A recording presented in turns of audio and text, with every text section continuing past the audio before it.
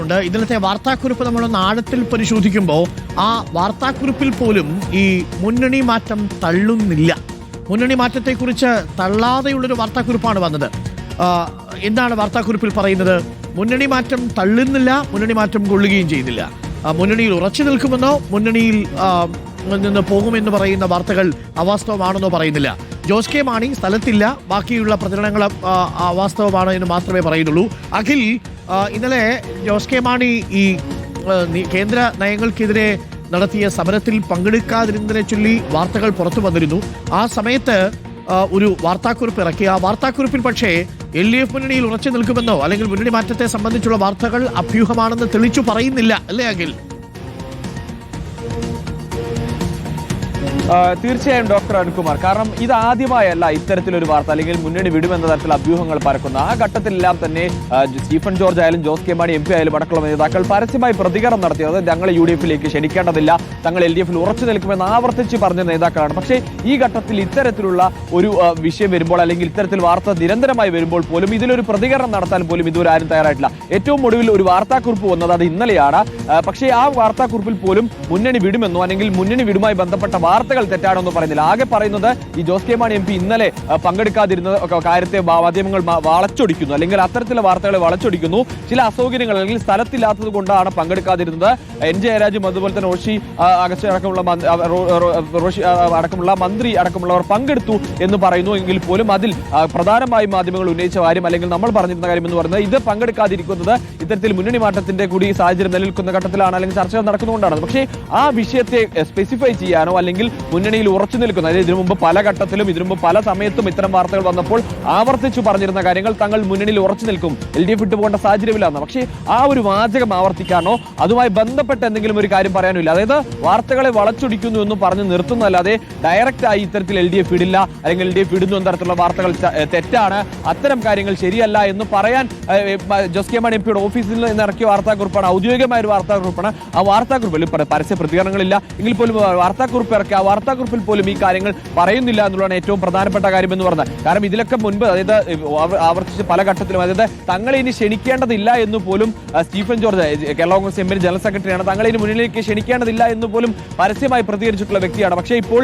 ഇത്തരത്തിൽ ഒരു അഭ്യൂഹങ്ങൾ നടക്കുന്നു. തുടർച്ചയായി LDF യോഗങ്ങളിൽ ജോസ് കെ മാണി MP പങ്കെടുക്കാതിരിക്കുന്നു. ആ ഘട്ടത്തിൽ പോലും LDF അല്ലെങ്കിൽ ഈ നയത്തിൽ അല്ലെങ്കിൽ ഉറച്ചു നിൽക്കുന്നു എന്നൊരു നിലപാട് പറയാൻ കേരള കോൺഗ്രസ് എമ്മിന് കഴിയുന്നില്ല എന്നുള്ളത് ഏറ്റവും പ്രധാനപ്പെട്ട കാര്യം തന്നെയാണ്. ഡോക്ടർ റഹീസും ലേബിയും TV പ്രസാദും അഖിലും തുടരുന്നുണ്ട്. റഹീസ്, വളരെ നിർണായകമായ കാര്യം, രണ്ട് കാര്യങ്ങളാണ്. ഒന്ന്, മധ്യമേഖലാ ജാഥ നയിക്കാൻ ജോസ് കെ മാണി വന്നില്ലെങ്കിൽ അതൊരു സൂചനയാണ്. രണ്ട്, ഈ 16-ാം തീയതിയിലത്തെ സ്റ്റിയറിംഗ് കമ്മിറ്റി വളരെ സാധ്യതകളുണ്ട്. ഇപ്പോൾ തന്നെ നമ്മൾ മനസ്സിലാക്കിയത് 4 MLA-മാർ ജോസ് കെ മാണി ഏത് തീരുമാനമെടുത്താലും ഒപ്പം നിൽക്കും. റോഷി അഗസ്റ്റിൻ മാത്രമാണ് ഇക്കാര്യത്തിൽ കടുത്ത വിയോജിപ്പുണ്ട് എന്നുള്ളതാണ്. അങ്ങനെ വരുന്ന സാഹചര്യം, അതിനിടയിലാണ് ഇപ്പോൾ സോണിയാഗാന്ധി ജോസ് കെ മാണിയെ വിളിച്ചിരിക്കുന്നു എന്നുള്ളൊരു വിവരം കൂടി വരുന്നത്. മുന്നണിയിലേക്ക് മടങ്ങണം, KC വേണുഗോപാൽ കൂടി ഈ വിഷയത്തിൽ ഇടപെട്ട് ജോസ് കെ മാണിയെ തിരികെ ക്യാമ്പിലേക്ക് കൊണ്ടുവരാനുള്ള നീക്കമാണ് നടത്തുന്നത്. PR സുനിലുണ്ട്. PR Sunil, Jose K Mani ഇന്നലെ ആ സമരത്തിൽ പങ്കെടുക്കാതിരുന്നപ്പോൾ തന്നെ ചില സംശയങ്ങൾ ഉയർന്നിരുന്നതാണ്. ഇപ്പോൾ പുറത്തുവരുന്ന വാർത്തകളും അത് തള്ളാൻ കഴിയില്ല. മറ്റൊരു വാർത്ത കേൾക്കുന്നത് ഇദ്ദേഹം വിദേശത്തായിരുന്നു, അവിടെ ഖത്തറിലായിരുന്നു എന്നും കേൾക്കുന്നു. അവിടെ VD സതീശൻ അടക്കമുള്ളവരുണ്ടായിരുന്നു. വിദേശത്ത് വെച്ചുകൂടി ചർച്ച നടന്നു എന്നുള്ള തരത്തിലുള്ള ചില വാർത്തകൾ പ്രചരിക്കുന്നുണ്ട്. അതിൽ വ്യക്തത വന്നിട്ടില്ല. പക്ഷേ സോണിയാഗാന്ധി ജോസ് കെ മാണിയെ വിളിച്ചിരിക്കുന്നു. KC വേണുഗോപാൽ ഈ വിഷയത്തിൽ ഇടപെട്ട് ഹൈക്കമാൻഡിനെ കൊണ്ട് ജോസ് കെ മാണി വിളിക്കുന്നു. ഹൈക്കമാൻഡ് വിളിച്ചാൽ ജോസ് കെ മാണിക്ക് അത്ര പെട്ടെന്ന് നിഷേധിക്കാൻ കഴിയുമോ എന്നൊരു ചോദ്യമുണ്ട്. ക്രൈസ്തവ സഭകളുടെ സമ്മർദ്ദമുണ്ട്. അതിൽ തന്നെ ഭിന്നശേഷിക്കാരെ നിയമിക്കുന്ന വിഷയത്തിലാണെങ്കിലും നേരത്തെ വന്ന ഈ JB കോശി കമ്മീഷൻ റിപ്പോർട്ടിന്മേലുള്ള അഭിപ്രായ തർക്കമാണെങ്കിലും പൊതുവെ സഭാ നേതൃത്വം ഇടഞ്ഞു നിൽക്കുന്നൊരു സാഹചര്യമുണ്ട്.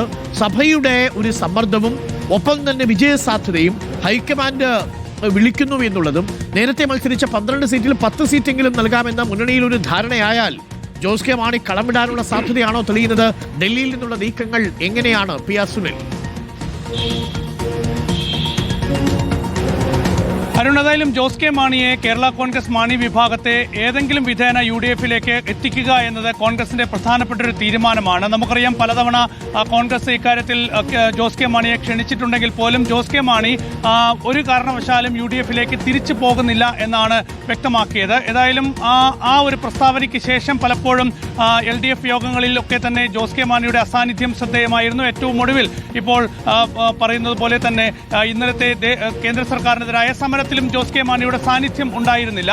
ഏതായാലും കോൺഗ്രസ് ഹൈക്കമാൻഡ് ഈ വിഷയത്തിൽ നേരിട്ട് ഇടപെടുന്നു എന്നത് വളരെ പ്രധാനപ്പെട്ട ഒരു കാര്യം തന്നെയാണ്. സോണിയാഗാന്ധി നേരിട്ട് ജോസ് കെ മാണിയെ വിളിക്കുകയാണ്. UDF-ലേക്ക് വരണം, തിരിച്ചു വരണം, UDF-ന്റെ ഭാഗമായി ചേരണം, അർഹമായ സീറ്റുകൾ നൽകാം എന്ന ഉറപ്പ് നൽകുന്നത് സോണിയാഗാന്ധിയാണ്. അപ്പോൾ ആ നിലയിൽ തന്നെ ജോസ് കെ മാണിയെ ഏത് വിധേനയും കേരള കോൺഗ്രസ് മാണി വിഭാഗത്തെ ഏത് വിധേനയും UDF-ലേക്ക് കൊണ്ടുവരിക എന്ന തീരുമാനം കോൺഗ്രസ് എടുത്തിരിക്കുന്നു. അതിന്റെ ഭാഗമായുള്ള നീക്കം ഹൈക്കമാൻഡ് തലത്തിൽ നിന്ന് നടത്തുന്ന ഒരു നീക്കമാണ് നടത്താനാണ് ഇപ്പോൾ നീക്കങ്ങൾ തുടങ്ങുന്നത്. അതുകൊണ്ട് സോണിയാഗാന്ധി തന്നെ നേരിട്ട് ജോസ് കെ മാണിയെ വിളിക്കുമ്പോൾ തീർച്ചയായും അത് വലിയ സമ്മർദ്ദമാണ് എന്നുള്ള കാര്യത്തിൽ യാതൊരു സംശയവുമില്ല. കാരണം നമുക്കറിയാം ദേശീയ തലത്തിൽ കോൺഗ്രസിനൊപ്പം നിൽക്കുന്ന പാർട്ടി തന്നെയാണ് കേരള കോൺഗ്രസ് മാണി വിഭാഗം.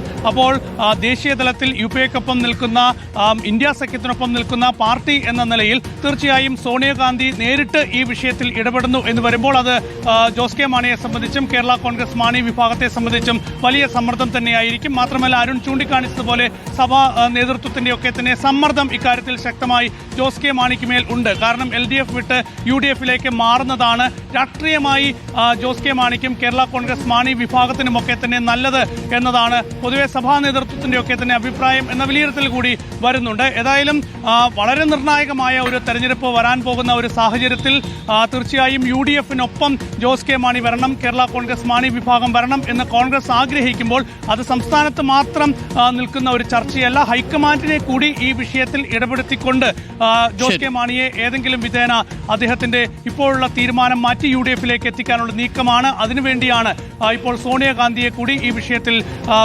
ഇടപെടുത്തിയിരിക്കുന്നത്. ഏതായാലും സോണിയാഗാന്ധി വിളിക്കുന്നത് തീർച്ചയായും ജോസ് കെ മാണിക്ക് സമ്മർദ്ദം തന്നെയായിരിക്കും. പക്ഷേ ഈ വിഷയത്തിൽ ഇതുവരെ ജോസ് കെ മാണി പ്രതികരിച്ചിട്ടില്ല. ഞാൻ ജോസ് കെ മാണിയെ വിളിക്കാൻ ശ്രമിച്ചിരുന്നു, പക്ഷേ അദ്ദേഹത്തിന്റെ ഫോൺ ലഭിക്കുന്നില്ല. ഏതായാലും ജോസ് കെ മാണിയുടെ പ്രതികരണം വളരെ പ്രധാനപ്പെട്ടത് തന്നെയാണ്.